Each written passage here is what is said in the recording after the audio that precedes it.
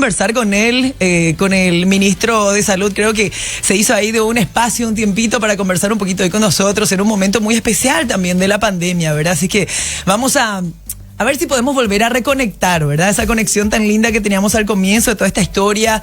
Creo que hay que hacer el camino también de recuperar la confianza, de volver a estar juntos. Así que bueno, ya lo saludamos, ministro Mazzoleni. ¿Cómo estás? Buenas tardes. Buenas tardes, Yolanda, un gusto estar contigo, con tu audiencia, con toda la gente joven que te sigue, bueno, de todas las edades. Bueno, ministro, contanos cómo estás, en qué punto estamos de la pandemia. Yo decía, ministro, qué importante es recuperar la confianza, ¿verdad? Esa sinergia que teníamos tanto ustedes, autoridades, como nosotros, cuando empezó toda esta historia, y que por ahí se fue complicando un poco con todo lo que nos pasó en los últimos días. Vos, ministro, ¿en qué punto crees que nos encontramos? Bueno, estamos en una situación bastante compleja, todavía los números son muy manejables y hasta se puede decir auspiciosos si uno los compara con la región. No obstante, más que nunca hoy tenemos que aferrarnos a estas medidas que tenemos de distanciamiento físico, mascarillas, higiene de manos, porque evidentemente la propagación en la comunidad ha aumentado. Algo que es de esperar cuando procedemos a una cuarentena inteligente, que no es otra cosa que desescalar un poco en estas medidas restrictivas, tanto de libertad personal como también de cuestiones económicas, ¿verdad? Entonces sí, como bien decía, la administración de realidades a veces es bastante compleja, es bastante dura, pero yo creo que todo el pueblo paraguayo tiene la fortaleza para enfrentar este gran desafío que tiene la humanidad. Ministro, ¿qué pasó con los test del 12 de octubre? Vi que esta mañana estuviste por el laboratorio, por el ICS de la UNA, dando también tu voto de confianza, ¿verdad? Lo que pasa es que nosotros de nuestro lado como ciudadanía estamos ahí medio confundidos, ¿verdad? Porque el viceministro dijo que hubo un error ahí, el ICS saca anoche un comunicado, dice no, fueron todos positivos, y ahí nosotros estamos en el medio que no entendemos más nada, ministro. ¿Qué pasó? Bueno, es una cuestión muy compleja, porque lo que ocurre es que es un tema eminentemente técnico. Cuando surgen así resultados que son un tanto, digamos, raros o un poquito atípicos, entonces lo que se da de rutina, y de hecho ha pasado más de una vez, solamente que en casos menos mediatizados, lo que tiene que hacer el Laboratorio Central, que es la entidad rectora en el ámbito del Ministerio de Salud Pública, hace una evaluación del lugar de donde se produjeron los casos. En este caso justo nos tocó cerca del fin de semana, entonces las cosas se dieron de manera inversa. El Laboratorio Central volvió a tomar muestras y después el lunes pudo ir a hacer una revisión en el Instituto de Investigación en Ciencia de la Salud. Una entidad muy prestigiosa con profesionales de primer nivel, pero lo que detectó el Ministerio de Salud a través del Laboratorio Central en su papel de rector, de gobernanza de ese ámbito, es que había cambios en el protocolo por el cual se hacía el procesamiento de estas muestras y algunas otras cuestiones técnicas de acciones de control que se dan cuando esto ocurre, ¿verdad? Esas son las dos cuestiones que se pueden poner entre comillas como debilidades y que podrían haber tenido alguna influencia sobre el resultado final. El Instituto de Investigación en Ciencia de la Salud sostiene que sus resultados los respalda aún. Nosotros como entidad rectora y sobre todo teniendo en cuenta la recomendación de organismos internacionales, entendemos que por el momento que hay, esto tiene que valorarse y que eso constituye, no hay que apartarse de estos protocolos que son muy estrictos, ¿verdad? Entonces, la conversación técnica sigue, pero en el interín esas son las dos cosas que hemos detectado y que podrían dar una explicación de esa discrepancia de los resultados. ¿Eran positivos o eran negativos? Es una pregunta, técnicamente hablando, para nosotros por el momento, los test que el Ministerio ha llevado adelante, el Laboratorio Central, dan negativo. Ahora, hay varias cuestiones técnicas que tienen que valorarse. Lo que ya señalé, las dos cuestiones que detectó el Laboratorio Central, y por otro lado, la fluctuación del virus también es variable, entonces puede darse que en esa diferencia de tiempo, al menos en varios de los casos, haya determinado que primero haya sido positivo, después negativo, una serie de elementos. Son cuestiones técnicas bastante complejas. Por el momento, para nosotros son negativas con los nuevos test que ha dado el laboratorio central, y lo demás será dirimido en una conversación técnica entre el laboratorio central y el ITS. Pero, ministro, claramente nosotros los ciudadanos entendemos poco o nada de este tema técnico, ¿verdad? Pero cuando recibimos nuestro resultado, creo que ya somos muchos los que hicimos el test, ¿verdad? Cuando recibimos, podemos confiar, ministro, en ese resultado. O sea, me parece súper importante eso, la confianza y la credibilidad.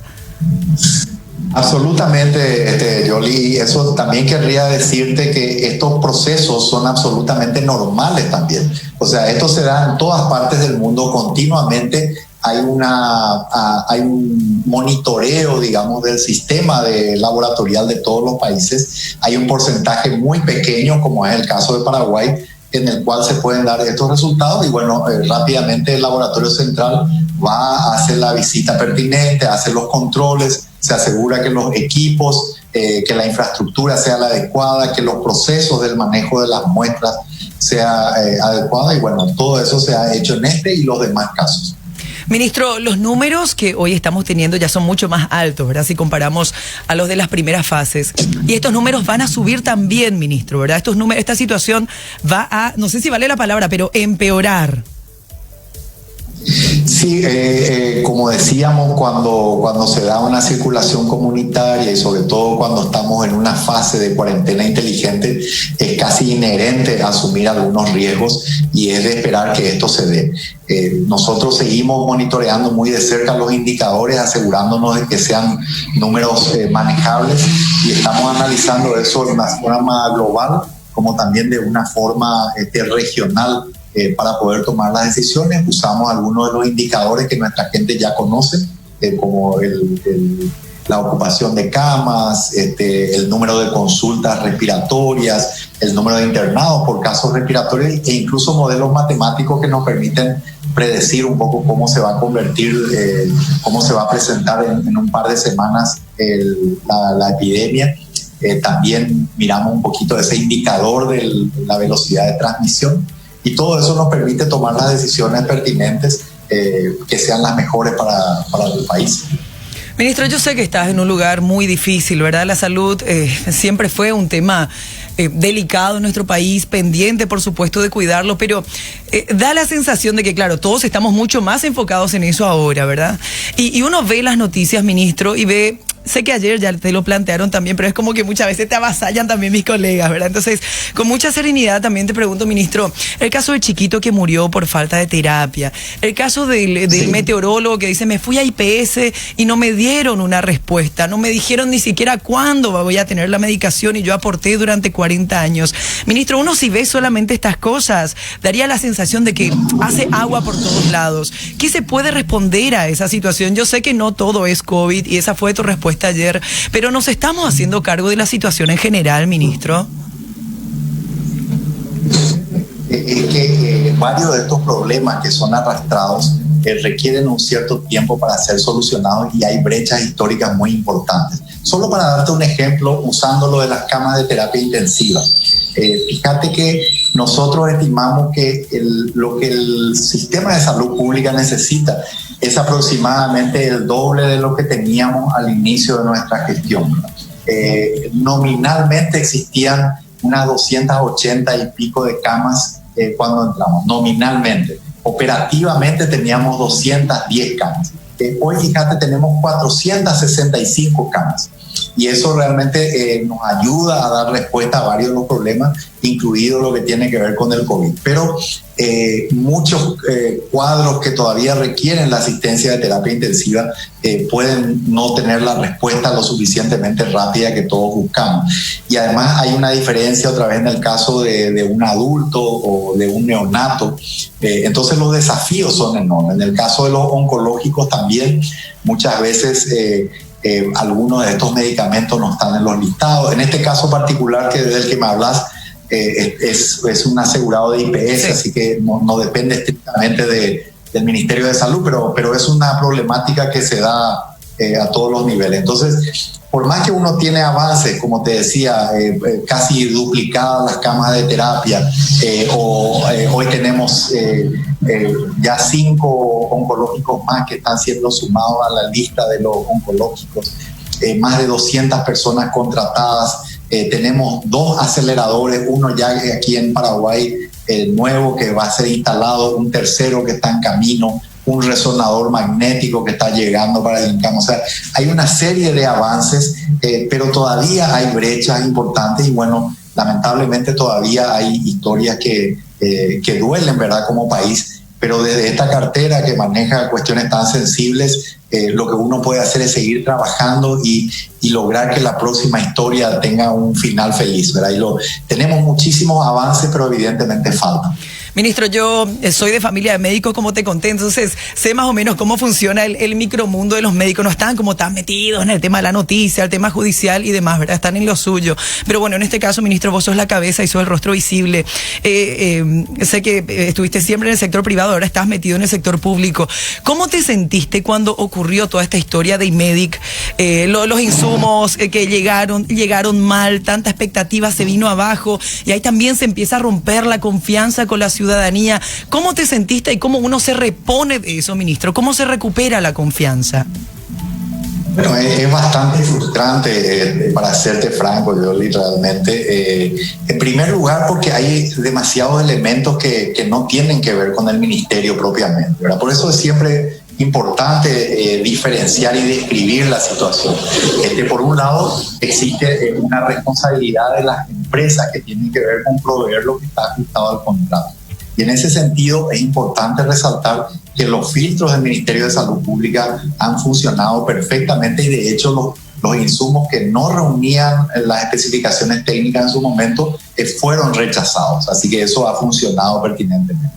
Las responsabilidades que puedan haber internamente dentro del Ministerio también están siendo investigadas y son objeto de sumario en este momento que está en fase muy avanzada. Entonces, una vez que se instala eso y se instala cierto relato, realmente cuesta mucho porque desde el Ministerio de Salud Pública poder contestar esta pregunta, poder aclarar, hacerla.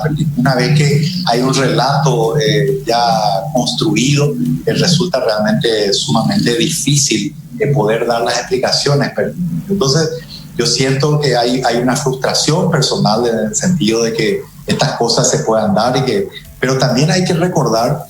Yo no sé si sabes, pero esto es un problema que se dio en todo el mundo, ¿verdad? Sí. Tenemos problemas en Estados Unidos, en Italia, en España, en Alemania, solo para citarte algunos casos, incluso en la región también, donde este mercado tan distorsionado, precios fluctuantes, requisas, la dificultad que tiene nuestro país sin tener una compañía aérea de bandera propia para ir a buscar en origen los productos, comprarlos, el supermercado del mundo que es la China, con productos dispares en cuanto a calidad.